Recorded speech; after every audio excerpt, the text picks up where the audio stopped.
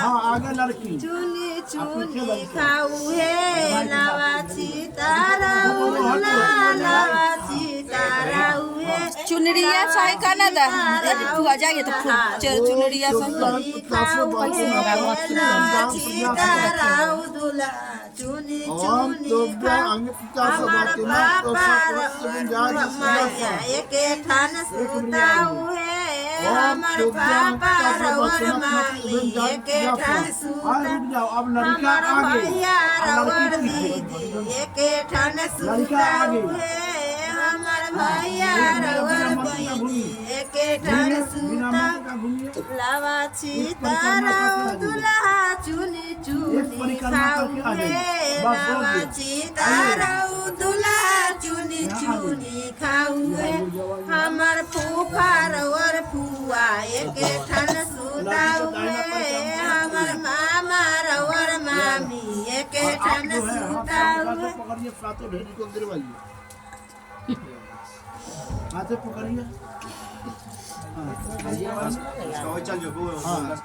ढीला कीजिए गिर गेला जिया गिर गेला हो हमरा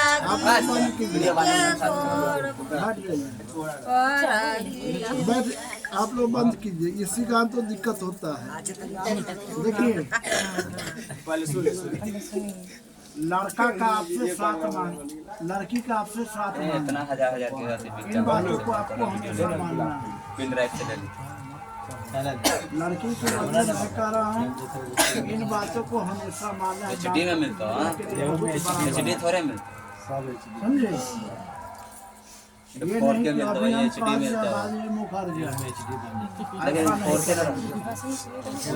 समझे हाई क्वालिटी वाली 4K बुआ आप लोग शांतित रहे तो लड़की कह रही है कि हे पतिदेव मैंने श्रद्धा भक्ति पूर्वक अनेक पुण्य कार्य किए तथा देवी का पूजन भी किया इसी कारण आप मुझे पति रूप में प्राप्त हुए आप निरंतर हमसे पूजनीय हैं औरत के लिए पति हमेशा पूजनीय है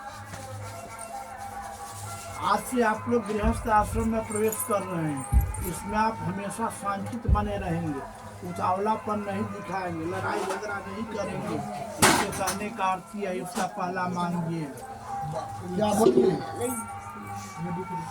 हमेशा शांतित बने रहेंगे ना लड़ाई झगड़ा नहीं करेंगे उतावलापन नहीं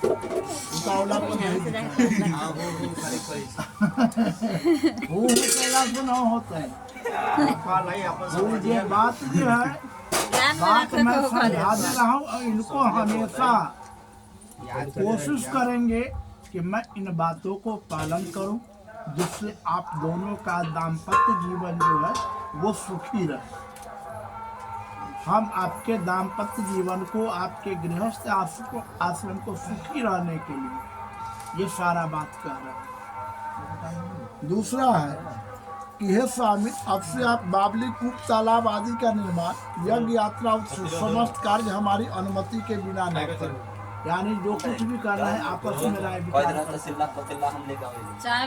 तीसरा है अरे आप लोग शांत रहिए कि हे पतिदेव व्रत के ज्ञापन औरत जाति पूजा पाठ ज्यादा करती है दान उपदान भी कर किसी को यदि ये उठा के एक मुट्ठी दे दे तैयो नहीं रोकिएगा किसी को एक टोकरी उठा के दे दे तैयो नहीं रोकिएगा क्योंकि दान से दुर्गति का नाश होता है और जो भी ये दान करेगी ये आपके लिए आपके परिवार के भलाई के लिए हाँ व्रत के लिए यदि ये शरीर से अस्वस्थ रहे और उस समय उपवास करना चाहे व्रत करना चाहे तो उस समय मना कीजिएगा कि तुम अभी व्रत मत जब स्वस्थ हो जाओगे फिर व्रत करना उपवास करना ये इनका तीसरा मांग है चौथा है कि हे स्वामी आप अपने पुरुषार्थ का द्वारा जो भी धन कमा कर लाए मुझे समर्पित क्यों अभी मैंने दान कराते समय कहा है ना कि लड़की जो है वो लक्ष्मी का स्वरूप है तो आपको विष्णु का स्वरूप मैंने बताया तो आप जो भी कमा कर लाए उसे घर में देखा रहे कि ये लक्ष्मी स्वरूप है लक्ष्मी के पास धन जमा किया जाता है। धन जमा करेंगे वो आपके लिए संचित करके रखेगी, जो आपके भविष्य में काम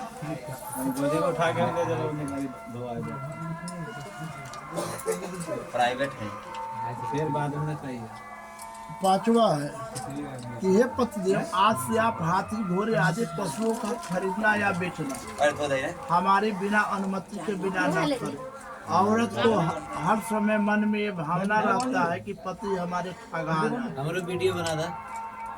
ठगने ठगाने के भय से ये करे तो हमेशा जो कुछ खरीदना बेचना हो पूरा विचार करके खरीदेंगे बेचेंगे, कि ठगने ठगाने का भय नहीं रहेगा, दोनों को आत्मसंतुष्टि रहेगा।